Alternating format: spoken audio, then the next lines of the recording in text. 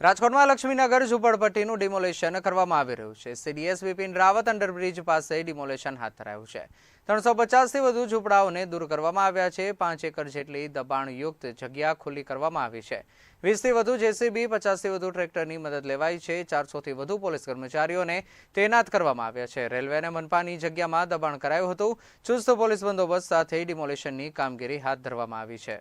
जी खास बात કરવામાં આવે તો રાજકોટ શહેરના કહી શકાય કે લક્ષ્મીનગર જે અંડરબ્રિજ છે કહી શકાય કે જનરલ સીડી બિપિન રાવતના નામ પર કહી શકાય કે અંડરબ્રિજ છે તે આવેલો છે અને આ અંડરબ્રિજની બાજુમાં જ કહી શકાય કે ઝૂંપડાઓ બાંધીને કહી શકાય કે લોકો છે છેલ્લા લગભગ 50-60 વર્ષથી અહીં રહેતા હતા। ત્યારે હાલ અત્યારે રેલવે દ્વારા કહી શકાય કે અહીં ડિમોલેશનની પ્રક્રિયા છે તે હાથ ધરવામાં આવી છે। કહી શકાય ભક્તિનગર પોલીસ સ્ટેશન જે રેલવે સ્ટેશન છે તે પણ અહીં નજીક છે। તેના ડેવલપમેન્ટ માટે અને સાથોસાથ કહી શકાય કે અહીં અન્ય રેલવે વિભાગ દ્વારા ડેવલપમેન્ટ કરવામાં આવશે ને તેને લઈને આજે તમામ ઝૂંપડાઓ છે તેનું ડિમોલેશનની પ્રક્રિયા છે તે હાથ ધરવામાં આવી છે।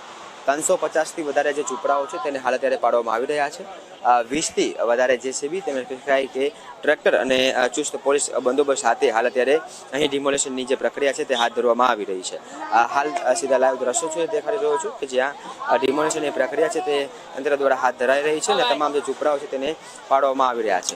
20થી વધારે જે જેસીબીઓ છે તેને અહીં રાખવામાં આવ્યા છે। તે ઉપરાંત કહી શકાય કે 50થી વધુ ટ્રેક્ટરો છે કે જેની અંદર આ તમામ જે સામાન છે તે કહી શકાય કે ભરી શકાય ને હેરફેર કરી શકાય તે માટે તેને તૈનાત કરવામાં આવ્યો છે। ફાયર વિભાગ અને 40થી વધુ પોલીસનો જે કાફલો છે તે પણ અહીં કહી શકાય કે ખડકવામાં આવ્યો છે। ખાસ કરીને આ તમામ નાના લોકો છે કે અહીં જેઓ ઝૂંપડા બાંધીને રહેતા હતા એ લોકોના મકાનો છે તે પાડવામાં આવ્યા છે। આપણી સાથે તે છે તેમની સાથે શું કહેશો, અહીં ડિમોલેશન હાથ ધરવામાં આવ્યું છે, ડિમોલેશનને હાથ ધરવામાં આવ્યું છે, કેટલા સમયથી અહીંયા રહેતા હતા? અમે અહીંયા રહેતા હતા 80 વર્ષ થયા, 25 ચાલ મેં જી।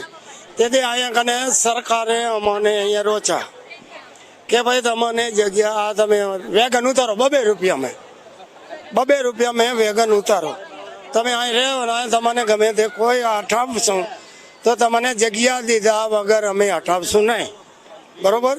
એટલે અમે કીધું કે સારું તારે।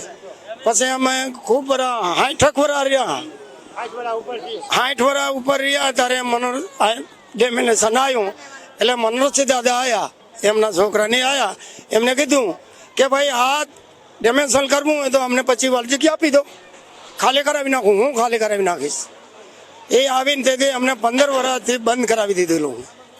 અત્યારે કોઈ પણ અત્યારે ભાજપ, કોંગ્રેસ, બીજું ત્રીજું અમારે તો બધા એક જ હરખા હોય, પણ અત્યારે અમે અમારી સમાજના પ્રમુખ છું, આખી સમાજના, એનું મારા માટે પાસ આપેલું છે, પણ કોઈ અમને પરસેંગ પૂછતા નથી। સોમાભાઈ મનજીભાઈ વારૈયા, અત્યારે અમારી માંગ એ છે કે આ જ માણસોને 25 વાર જગ્યા નકે કોટર એને આપો। તેથી દાદાને મેં બોલી જશે, ભાજપ વાળા પણ બોલી જશે કે આપો અમને, ત્યાંથી જઈને અને મને પાસ કાઢી દીધેલું છે।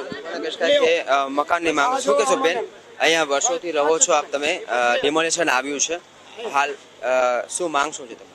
અમારી માંગ એક જ છે સાહેબ કે ગમે અહીંયા વસ્તીને કંઈક રહેઠાણ કરી આપો। આ વસ્તી ક્યાં રહેવા જાય? અમારી હાથાજોડી કરીને કહે સાહેબ ને કે સાહેબ ખાલી અમને આ વસ્તી હે ક્યાં જાય ગરીબ વસ્તી, તો એમને ક્યાંક આશરો કરી આપો સાહેબ।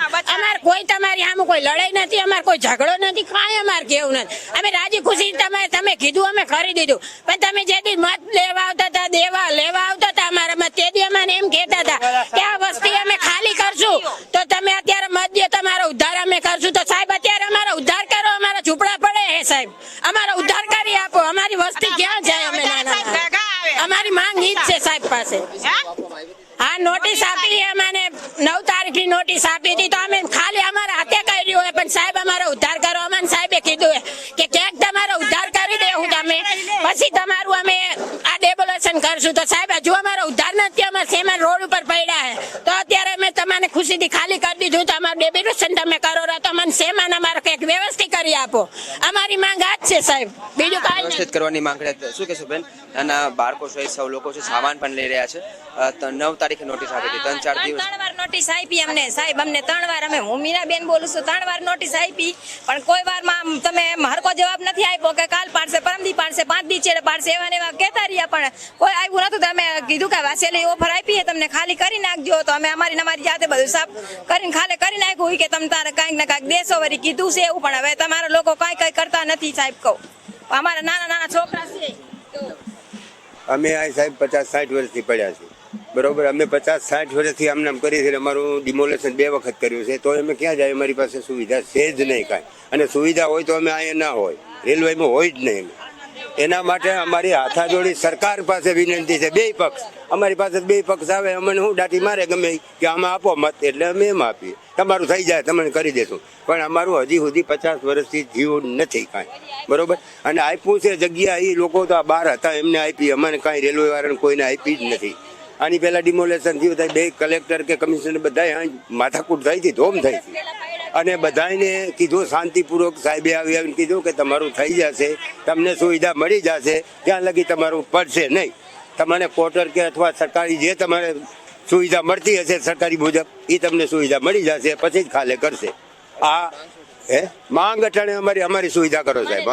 આ બધી કુંભ છે, સાંભળો, બધી કુંભ છે સાહેબ, બરોબર. બધી કુંભને સુવિધા સૌની અલગ અલગ થઈ શકે તો અમારી આ 50 કુંભની વઢિયારા વાઘરીની કેમ નથી થતી? અમને સુવિધા આટલી કરી દો. અમને બંને સરકારને કહું છું, અમારી સુવિધા કંઈક કરો, અમારી માંગ પૂરી કરો. ખાલી અમારી સોસાયટી અલગ કરી દો.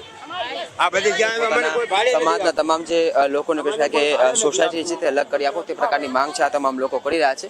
ફરી એક વખત આ દ્રશ્યોમાં દેખાડવા માંગીશ કે હાલ અત્યારે તમામ લોકો માંગ કરી રહ્યા છે કે આ રેલવેની જગ્યા છે અને જે તે સમયે કહી શકાય કે આશ્વાસન આપવામાં આવ્યું હતું કે જ્યારે પણ ડિમોલેશનની પ્રક્રિયા હાથ ધરાશે ત્યારે તે લોકોને વૈકલ્પિક વ્યવસ્થાઓ છે તે કરી આપશે.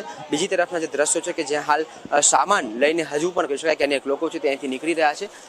રેલવે તંત્ર દ્વારા કહી શકાય કે 3 વખત ડિમોલેશનની નોટિસ આપી બાદ આજ રોજ ડિમોલેશનની પ્રક્રિયા છે તે હાથ ધરી છે. ત્યારે 350 થી વધારે જે ઝૂંપડાઓ છે તેને ખાલી કરવા માટેની કામગીરી છે તે સ્થાનિક લોકો દ્વારા જ કરવામાં આવી હતી. અને હાલ અત્યારે કહી શકાય કે રેલવે વિભાગના અધિકારીઓ દ્વારા અહીં ડિમોલેશનની પ્રક્રિયા હાથ ધરાઈ રહી છે. લોકો પોતાનો સામાન લઈને અહીંથી નીકળી રહ્યા છે. ત્યારે તમામ લોકો માંગ કરી રહ્યા છે કે એ લોકોને વૈકલ્પિક વ્યવસ્થાઓ છે તે કરવામાં આવે.